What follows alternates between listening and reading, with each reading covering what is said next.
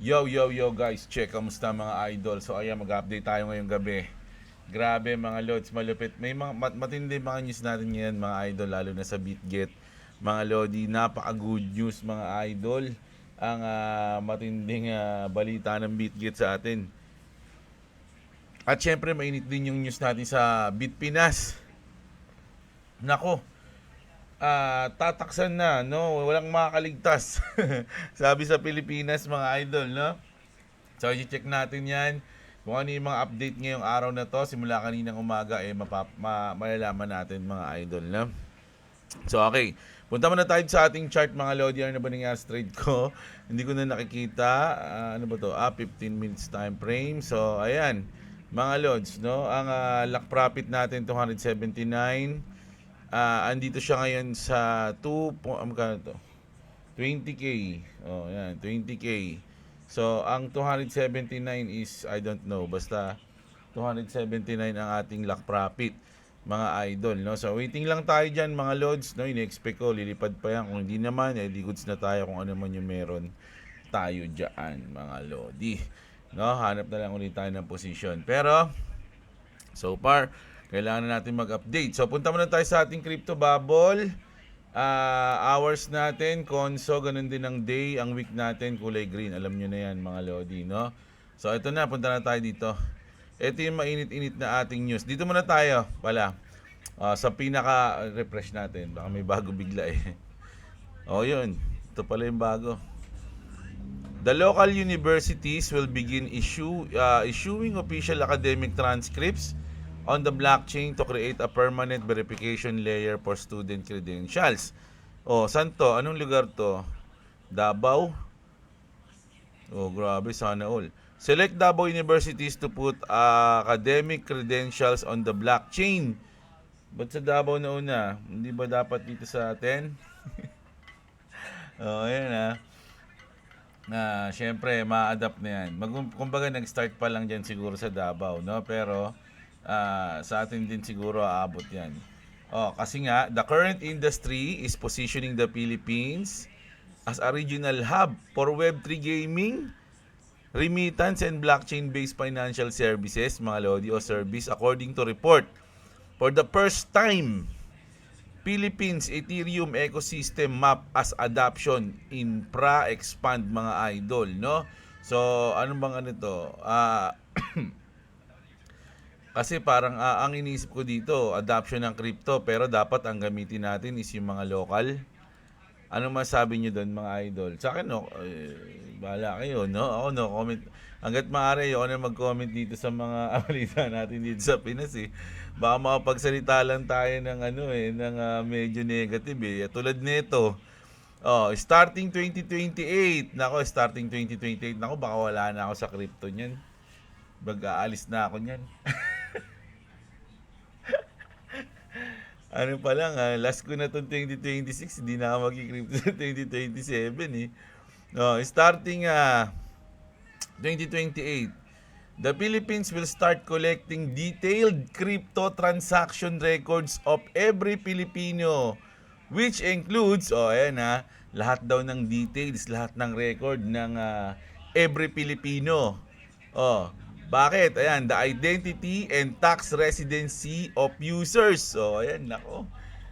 The value of crypto assets sold or exchange. Malalaman daw nila yan. Any profits made from transactions. Lahat yan, mga lodi, babantayan ng gobyerno na to para kaltasan.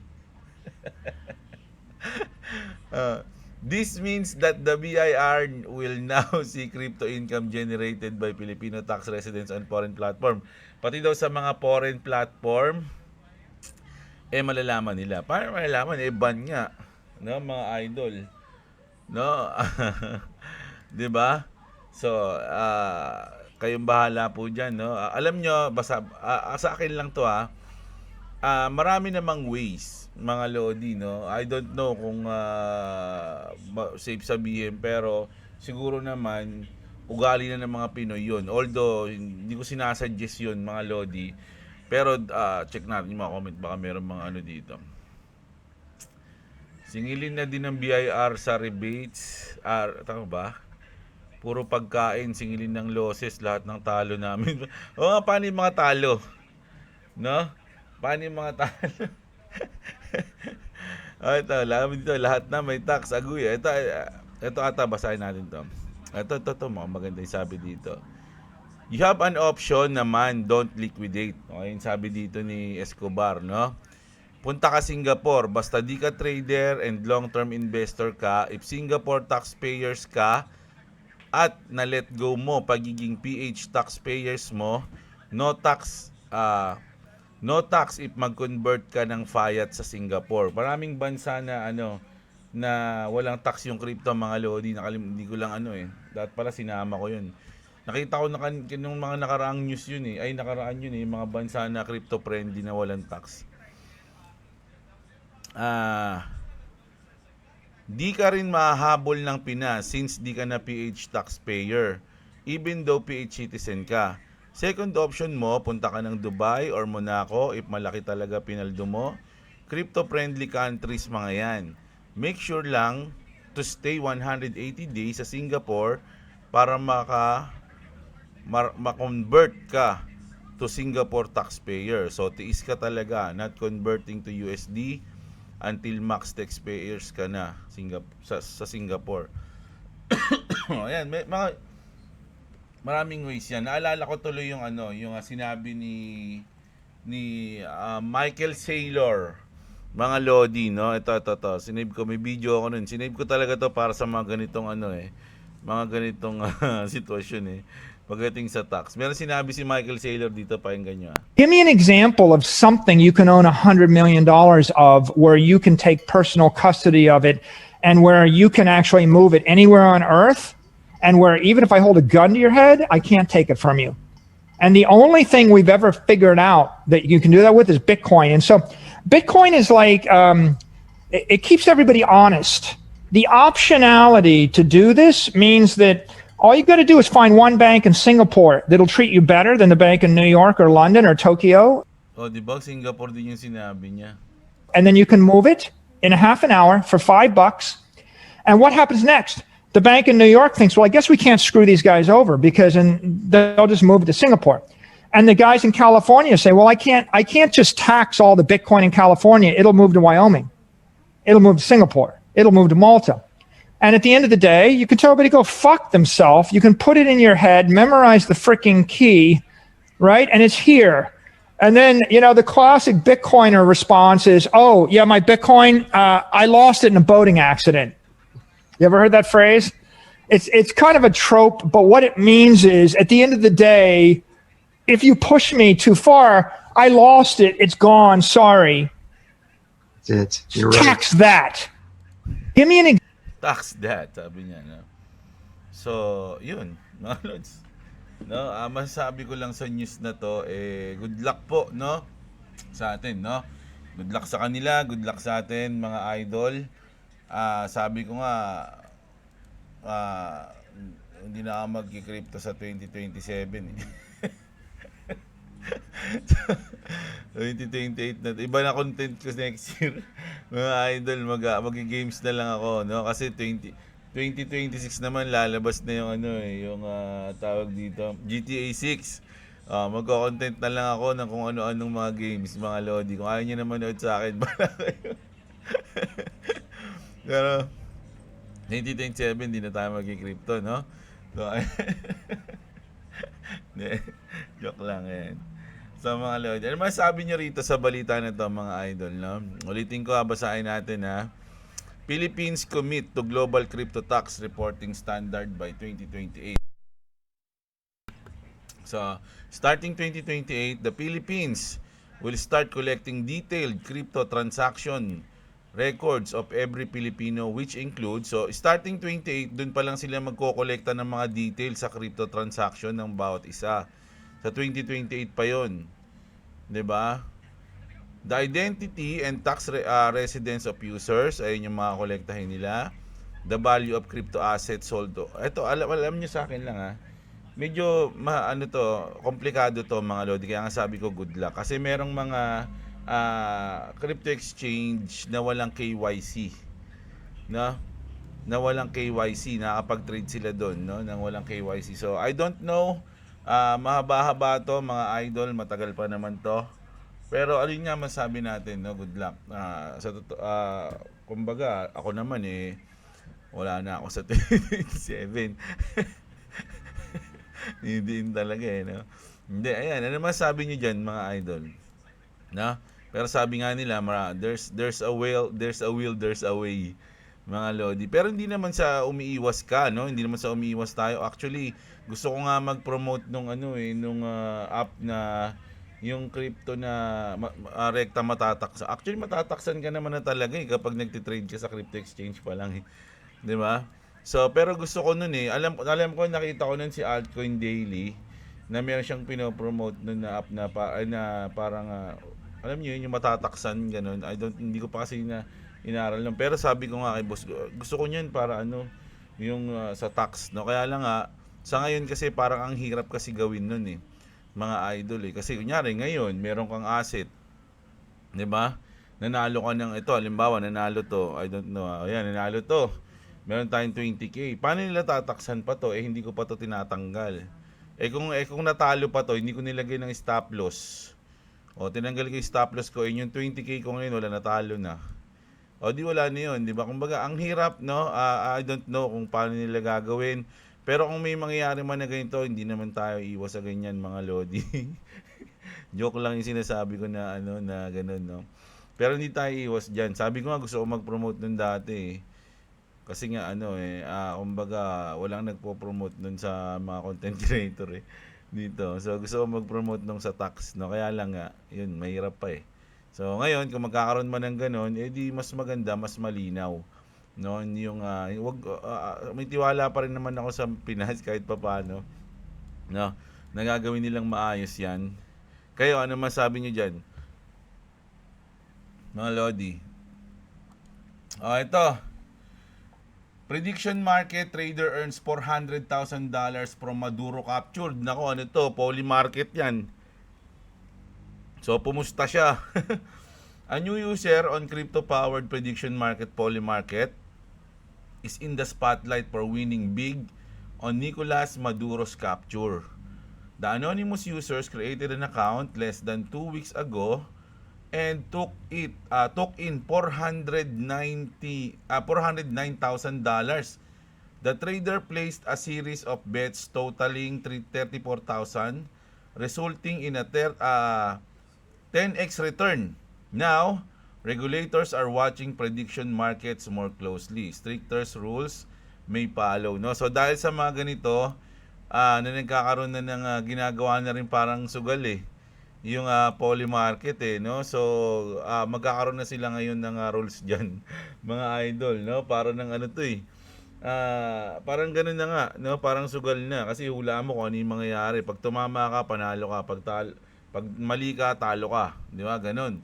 So parang ginagawa na ring sugal ngayon. So isipin niyo, kumita siya ng $409,000, magkano yun mga lodi? Laki nun, nasa 20 million ata yun. I don't know. Di ba? So, ayan. Antindi, di ba? So, punta tayo dito. Tanggal ko na ba si Eto na mga Nako, ito. Isa pa to mga idol, Alam nyo, si Trump medyo hindi lang 3 birds in one stone, mga lodi. 4 birds in one stone. No? Ano ba sinabi ko kanina? Oil, gold, tapos yung Democrats, di ba? Nung inano niya si Maduro, pinaka-target niya daw oil, and then nagkaroon ng issue ng gold, and then nagkaroon ng issue sa Democrats, no, na isusuplong niya lahat ni Maduro lahat sa kanya. And then meron pang isa pala mga idol. Tingnan niyo yung record na to. Estimated Bitcoin holdings of major entities. Satoshi Nakamoto 1.1 million Bitcoin. BlackRock 700,070 Bitcoin. MicroStrategy 600,072. Venezuela 600,000 Bitcoin. Grabe yun, mga idol. Ang lupit ni Trump. Venezuela, the 60 billion plus Bitcoin shadows reserve. Markets focus on the 17 trillion plus in oil that Venezuela owns. But what they don't know is that Venezuela, one of the largest active BTC holders in the world, mga lodi, no? Ang tawag din na dyan is shadow reserve. Similar in scale to both MicroStrategy and BlackRock. Here's how this impact markets and price. Intelligence reports indicate that the Venezuelan regime accumulated a shadow reserve of Bitcoin and Tether USDT estimated at more than 60 billion. Naku, laki nun. His hoard was built through gold swaps, no, and the requirements that oil exports be settled in USD to evade sanction. Ganun pala mga lodi. No, hindi, kumbaga stable coin yung pambayad, hindi mismong payat. No? So kung sinanction mo yung dollar sa akin, wala yun mga lodi, no? Ang ano ko is stable coin. Intelligence cited the whale hunting authored by Bradley Hope and Clara Preb, ano man yan, indicates that the accumulation began in 2018, coinciding with the aggressive liquidation of the Orinoco mining arc gold reserves. No? The regime likely converted 2 billion of gold proceeds into Bitcoin at an average price of 5K pa lang yung Bitcoin noon, which would have been around 400,000 Bitcoin at the January 2026 price of 90K.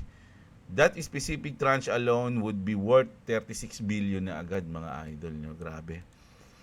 At the Petro experiment failed, experiment failed, the regime pivoted to using Tether USD as a proxy for the petrodollar during crude oil sales, mga idol. No? However, Venezuela began to wash that into Bitcoin, recognizing that USDT retains the ability to freeze addresses. No, ayan. So, kumbaga parang ginagamit nila sa transaction yung Bitcoin, mga lodi, no? Ayun yung sinasabi dito.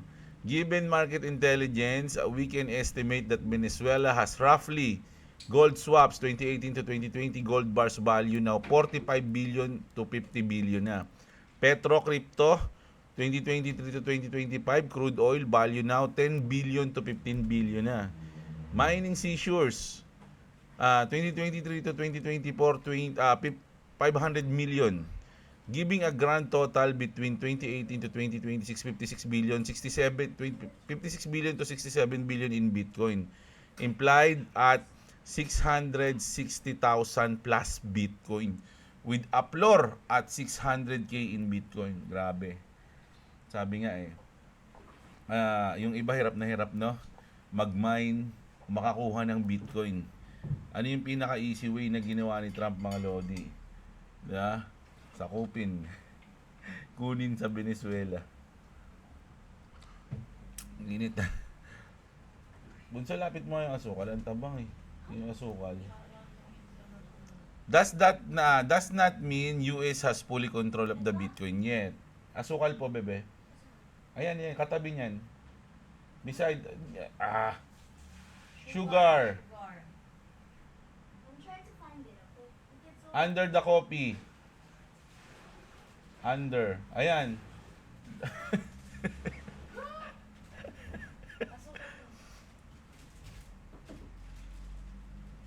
Ayan na. Wait lang, mga lods. Ang laki-laki na nga, hindi yung pa nakita.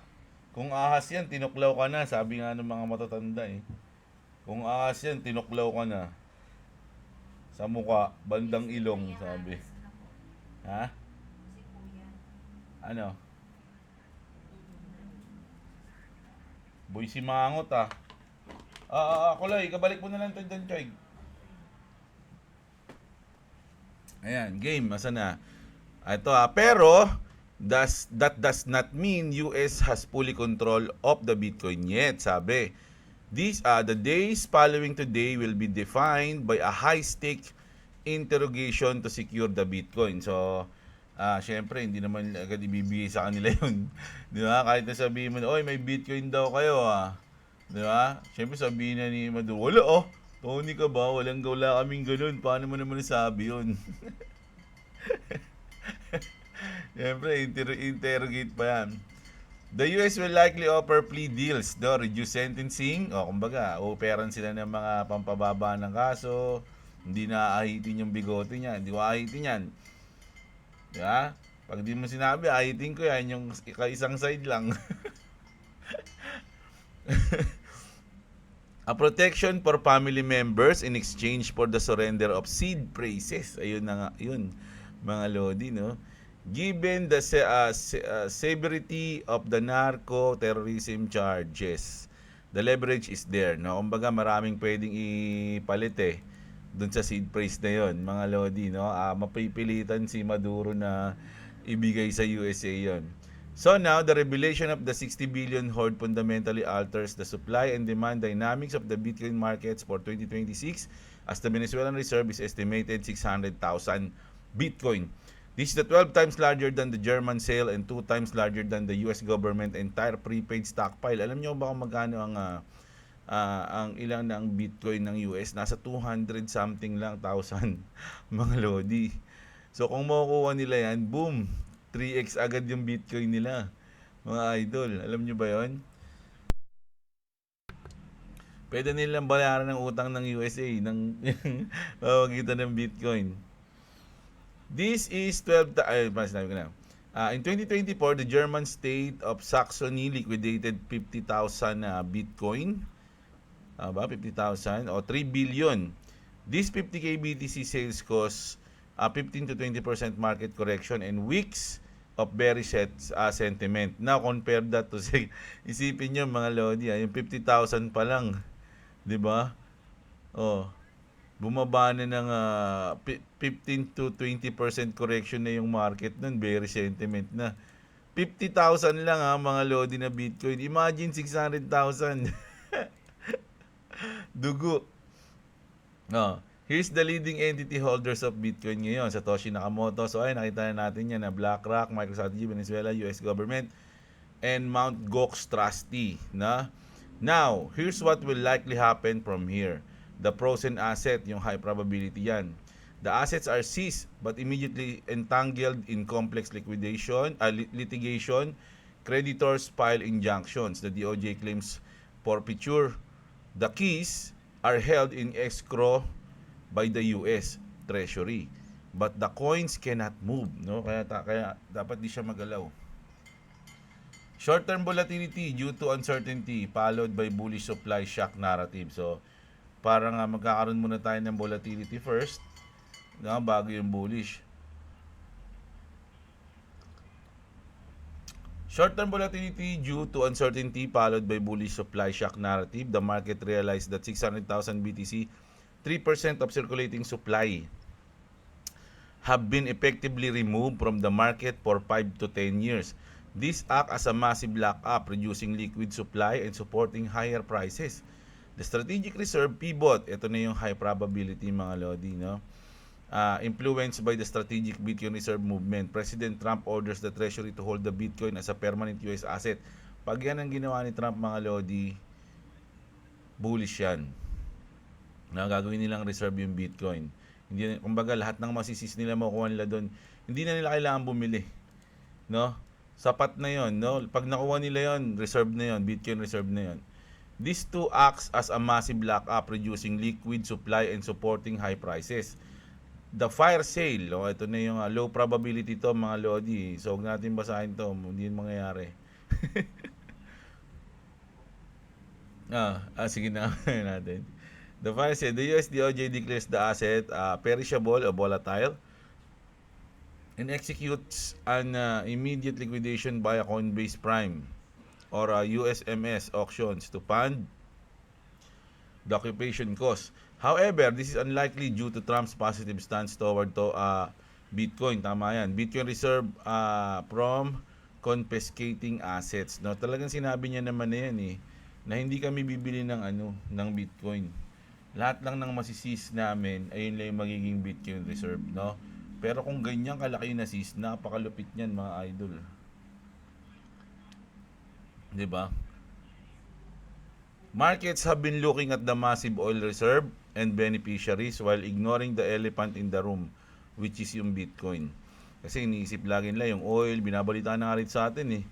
Di ba? Na oil daw yung dahilan kung ba't kinuha si ni Maduro eh. Pero hindi nila alam, napakadami pala. No? Pwedeng gold, pwedeng Bitcoin. The second order effect is likely a massive supply lockup. If the US sees these assets, they will likely move from active liquid reserve of a rogue states to frozen sovereign assets of the US Treasury, reducing available supply and potentially acting as a catalyst for higher prices in quarter 1 ng 2026. There will likely be increased volatility. No, hindi mawawala kasi yan eh.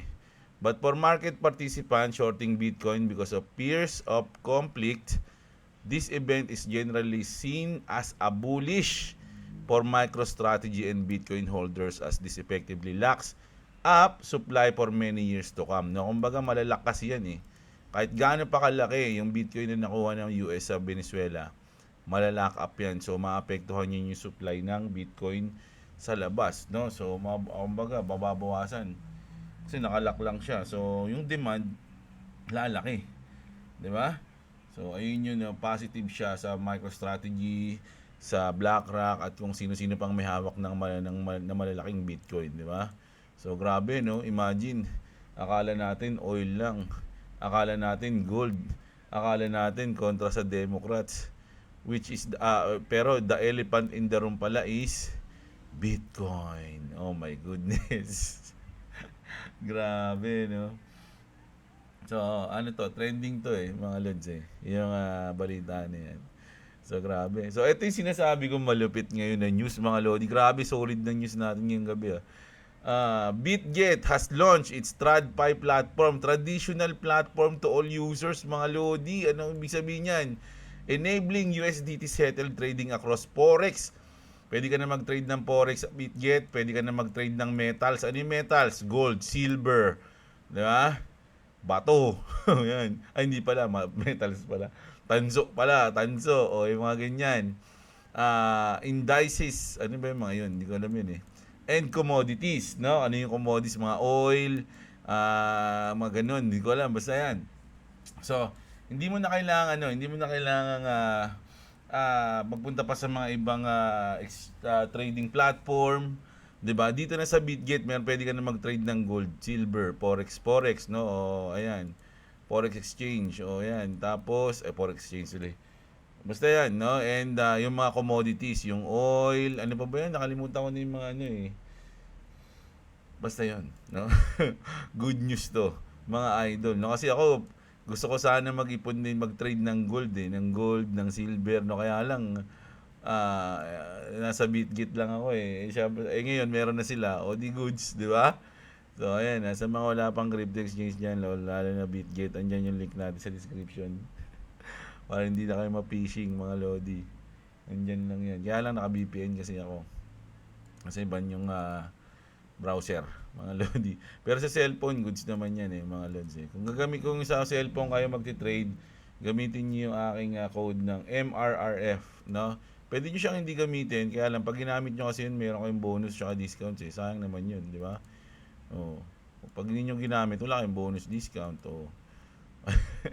Gamitin nyo, MRRF. Andyan yung sa link sa description sa baba. So, ito na. Grabe si Bitget. Natuwa ako rin sa news na to mga lodi. Hyperliquid whale completes a massive round trip. So, ito yung mga position trader, mga lodi. Kasi, over a past month, the whale smug from plus 19 million in unrealized gains. Tapos, bigla siyang nag-negative 7 million in losses. No, kumbaga, natalo siya no, pero ano lang 'yon, unrealized losses lang din 'yon, parang paper loss. And has now recovered back to 11 million in unrealized profits again. Diamond handing the entire trip. No, kumbaga, parang ganito. Parang ganyan siya, mga idol. Kumbaga, 'di ba, andito yung aking 15 minutes time frame kasi ako eh. Andito yung ating saan na? Tangan mo, tatamaan na dapat yung aking dun stop loss diba? So parang ganyan mga lodi, no? Panalo siya, diba, kunyari panalo siya dito, ayan, panalo siya, tapos bigla siyang natalo, nanalo siya, tapos natalo siya uli, nanalo siya, tapos natalo. Hindi niya ginagalaw, mga idol, na wala siyang ginagawang iba, mga lods, kundi panoorin lang at wag galawin yung kanyang trade. Ganun yung ano niya, ganun yung diskarte niya. Kumbaga, lagyan na nga natin stop loss, but is tinanggal ko. Ngayon lang.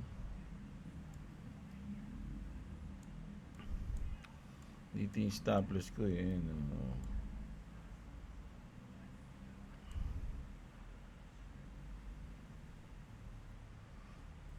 Para pag tinamaan, goods to.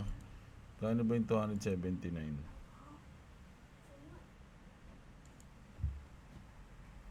Check ko lang ha, sorry mga idol. 16K. Oh. Panalo tayo 16K pag tinamaan yun. Mga Lodi. Oh, ayan. Sana tayo. Ayan, no? Oh, punta na tayo dito. Grabe. Yung ETF ng Bitcoin, puro outflows ngayon. Bitcoin ETF pays largest drawdown ever. Spot Bitcoin ETFs are witnessing the largest drawdown ever since their creation. Yet BTC remains relatively stable, showing minimal reaction to the selling pressure. No? So, kahit na nag-outflows ngayon yung spot ETF ng Bitcoin, goods pa rin naman yung takbo ng market sa kanya. No? Kumbaga, 92 pa rin, no? Positive pa rin, mga idol. So, goods yan. Pero, hindi natin alam kung hanggang kailan niya mapapanatili yun, no? Kasi pag marami pa ring outflow, baka umepekto na talaga yun eh, mga idol. So, tayo natin.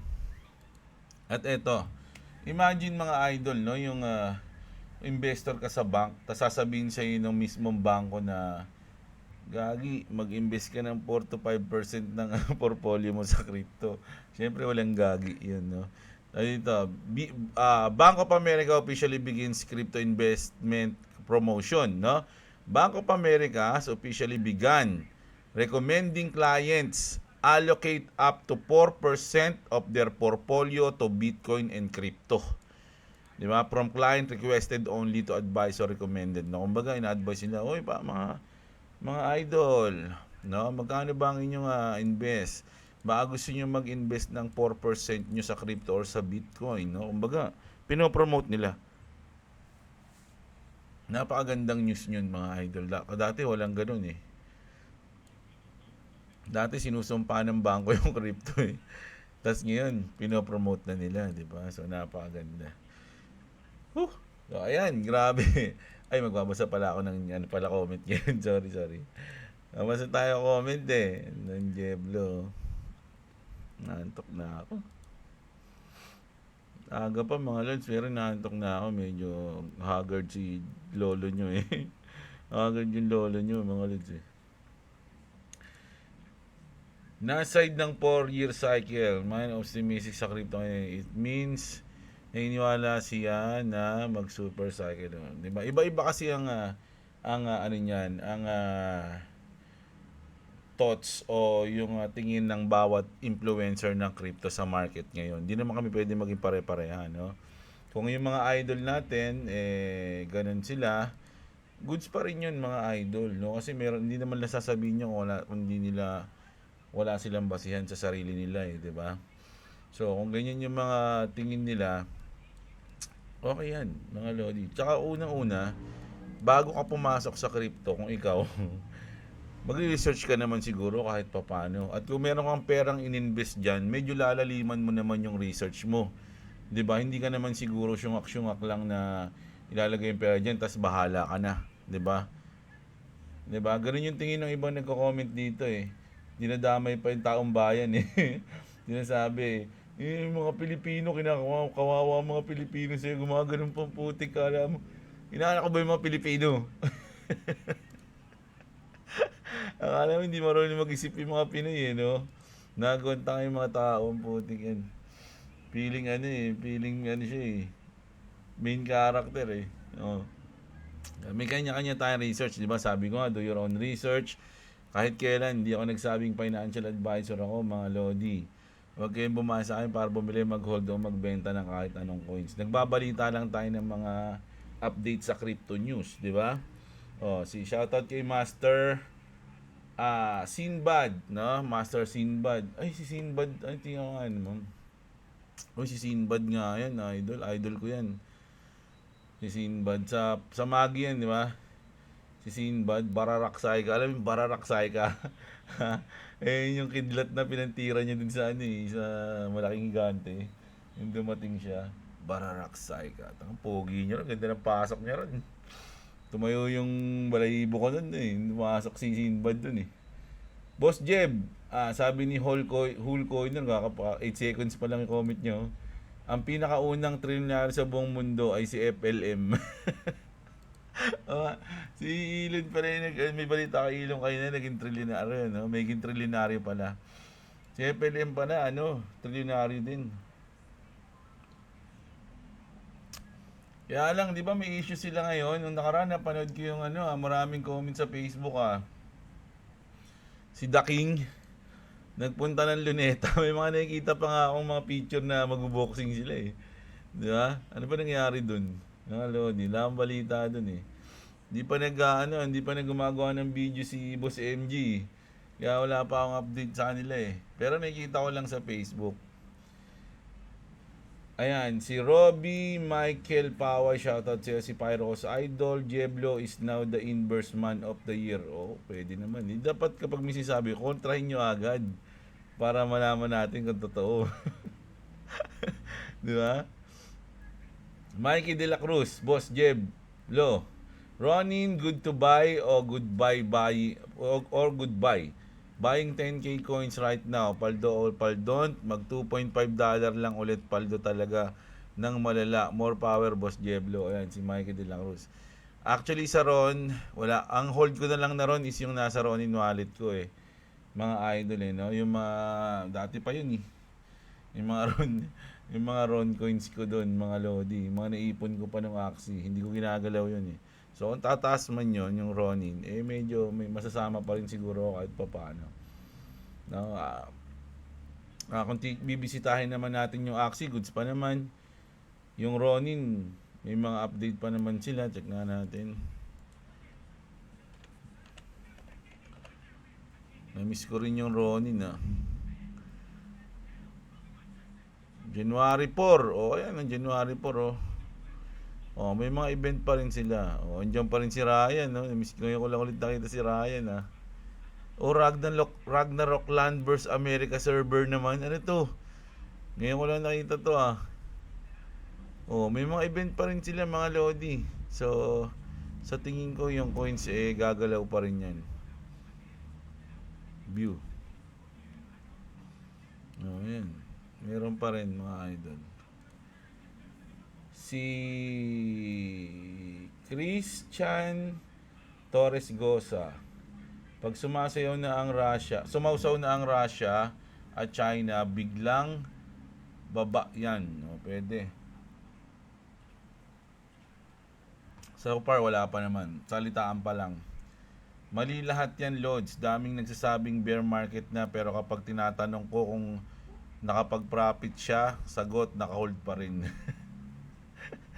Ang daming ganun yako na lang yan, mga Lodi. Kasi kung yung mga ganun tao na pinipilit yung mga gusto nila, mga idol, hindi ko na patulan yun. Gaya nyo na lang sila, may stress ka lang dun Lisa Yonson, shoutout sa'yo. LA Gaming, syempre, si Sela Bila, always yan. Jan Cubs. Paano kaya pag ginawa ng Amerika ang paghuli sa presidente ng Pinas? Ako hindi naman ako payag nun, mga Lodi. Kumbaga, syempre, kahit na para na tayong kinengkoy nun. Hindi na para sa presidente yan, para sa bansa na yun Kumbaga, parang binastos mo yung bansang Pilipinas. Pagka ganun. Kasi nga, may batas naman dito. Ba't nyo kukunin yung dito? Tsaka sobrang bully na pagka ganun ginawa niya. Kumbaga may reason, alam ko may reason si Trump Malalim na reason kung ba't niya kinuha si Modoro Pero kay BBM mukhang malayo kasi alam ko tuta ni Trump yun Pero kung kukunin niya yun, medyo syempre pangit naman. Hindi yun maganda. Kahit na ano tayo dun, syempre, nandun pa rin tayo sa tama lang. Mali yun, mga lods. Ferdinand, shoutout sa'yo. Phil Habis, present loads, yes, na-enjoy po, update nyo, shoutout po. Ayan, Phil Habis, shoutout sa'yo, idol, si HHTB, short now, bossing. O, pwede naman mag-short eh, kaya lang, hintayin ko na muna tamaan yung aking luck profit bago tayo mag-short if ever, no? Ayan. Kakatuwa ang mga promising ni XRP, last pa yan, sinabi hanggang ngayon, bumibenta pa. Parang pangako ng politiko. Oo nga eh, no? Kaya huwag ka na magbumili ng XRP. No? Meron ko may comment to eh. Si Satoshi Ajinomoto nung pinakita ko yung sa Grok, yung sila David Schwartz, tapos si Hal Finney, tapos si Todd something, nakalimutan ko yung pangalan, apat. Tapos sinabi niya, may comment siya na, kung di ba naman kayo, saan may sinabi siya hindi naman kilala yung tatlo, si David Schwartz lang yung kilala.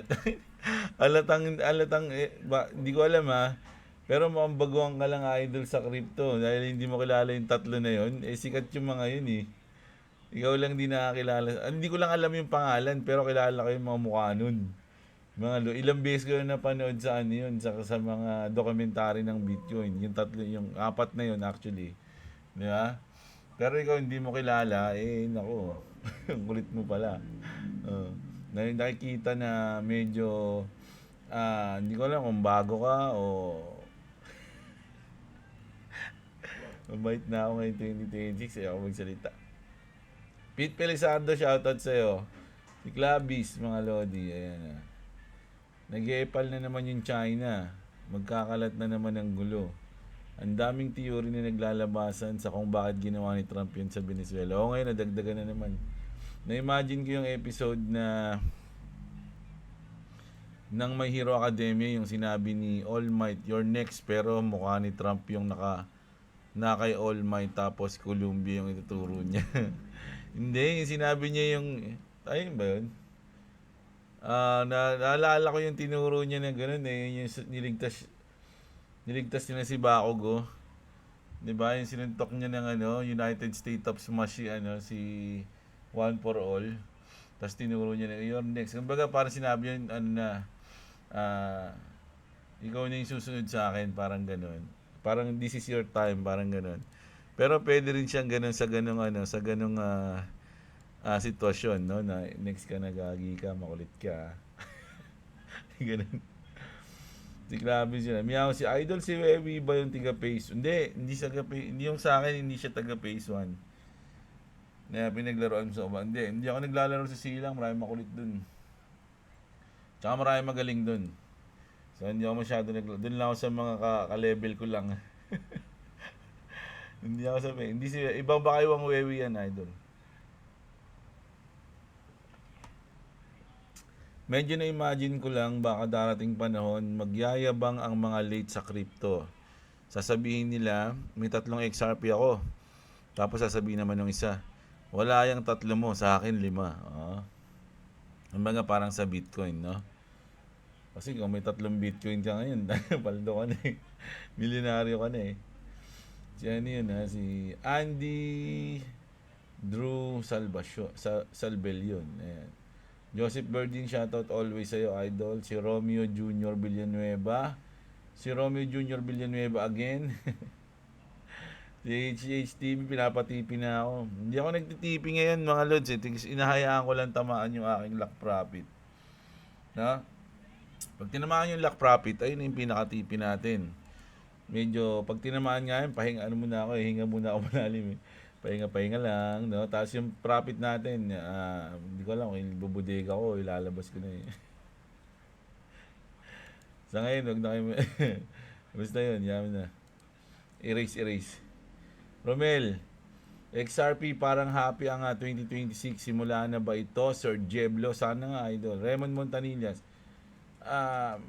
Raymond Ontanillas pala. Parang nasasayangan ako sa pagkakataon, Lods Nagpasok ako ng 10k sa XRP. Pero nakita ko na yung XRP nung 1.82 January 1. pinili ko ibodega kaysa ipang trade. Kung sa futures ko nilagay yun, tapos naka 30x pa leverage ko, magkano na sana yung 10k ko ngayon? Paldo na din sana. Wag mong pagsisihan yun, idol, kasi profit ka pa rin naman eh. Paano kung hindi nangyari yung nangyari ngayon? Bumagsak ako. Di ako yung talo rin, di ba? Kumbaga, ang pinaka-importante ngayon, ang advice ko mga lodi is, bodega lang for long term. Pero kung magte-trade ka, yung ipang trade mo, ay yung you can afford to lose, mga lods, no? Kasi, yun lang yun. Kaya nga hindi ko sinasuggest na mag-trade kayo eh. Mas, na futures futures trade mas maganda magbodega kayo mga idol. Yan lang yun sa akin. Mukhang mauulit mo na naman yung malupit na trade mo dati, Lods, sa umabot na 100k plus. Oo, umabot na. Umabot na 120k yung trade ko rin, tapos ano lang, $40.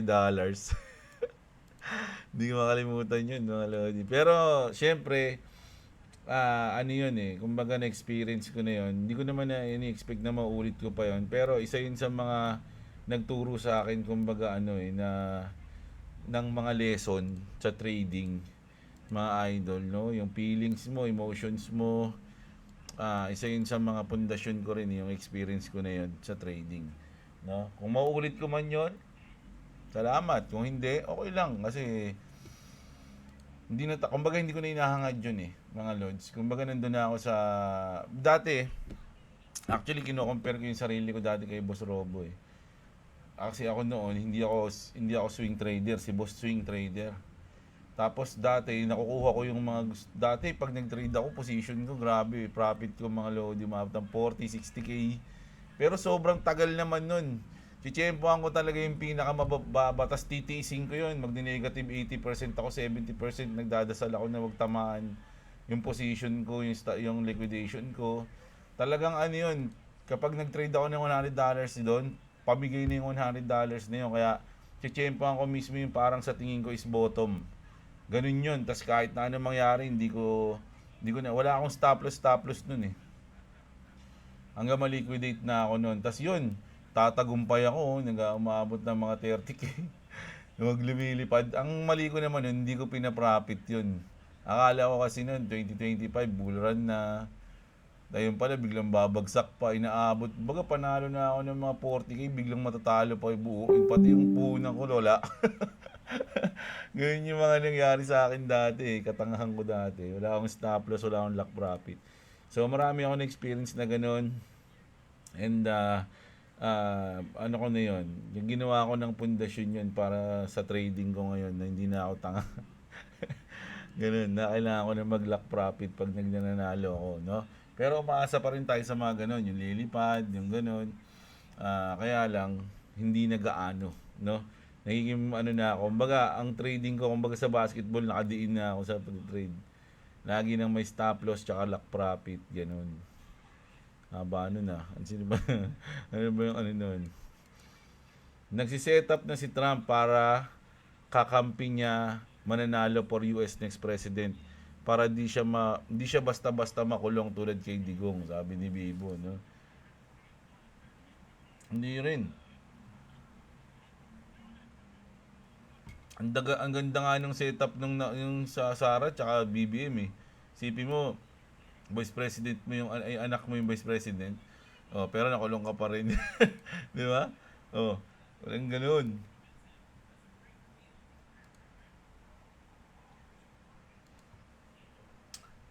Hold lang hanggang mag to the moon. Si Bibo shoutout sa iyo, si Mosulingo shoutout sa iyo. Elmer TV shoutout, si Salad Channel shoutout, Bibo. Ang makakatalo kay Trump ay si Peter Griffin. The Family Guy. Suntukan sila nun eh, di ba? Dextrans Channel, shoutout sa'yo. Ayan. Si Lyra Dev Luge. Ayan, Sebek daw. Newbie bought XRP at 1.9, 10% gain. Ayan, si Billmore. Ayan. Kung spot yan mo lang. Mga Lodi, no? Ano yan, kumbaga, sa mga baguhan, mga Lodi, hindi ganun kadali mag-invest sa crypto. Ayun lang lagi kong sasabihin sa inyo. maranasan nyo ma-stress, no? Basta alam nyo lang yung ginagawa nyo at magkaroon kayo ng strategy, goods na yun. 62. Ingat kayo, salamat sa update. Ayan, si Ratsi Love. Ayan, shoutout sa'yo. Si Books, maraming salamat sa iyo, sa inyo, Boss Lods. Sa 8 months ko na pagsubaybay sa inyo, nagkaroon ako ng kaalaman kung paano mag-trade. Sa una, talo. Pero unti lang sa ngayon, nagkaka-profit na kahit maliit lang margin ko. Sa spot ako nag-focus. Malaking tulong na sa akin ang kaalaman.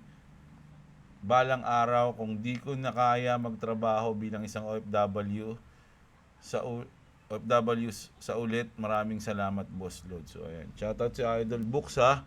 Ingat, Idol, nasa yung mga saludo tayo sa mga OFW, mga Lodi, yung mga sakripisyo nila sa buhay. Emotion siya eh. Ako, hindi ko kayang gawin yan, mga Idol eh. No, pag nagbabakasyon nga lang yung mga anak ko sa probinsya, mga 1 linggo, hindi ko na kaya eh. Mga Idol, na-miss ko na eh. Kayo, no? Ilang taon na. Grabe. Saludo ako sa inyo, mga Idol. King Shangsheng, shoutout sa'yo.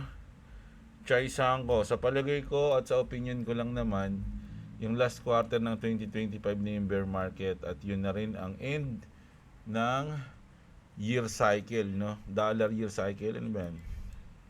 O Bitcoin year cycle. Si Chai. Arnel Sapitanan.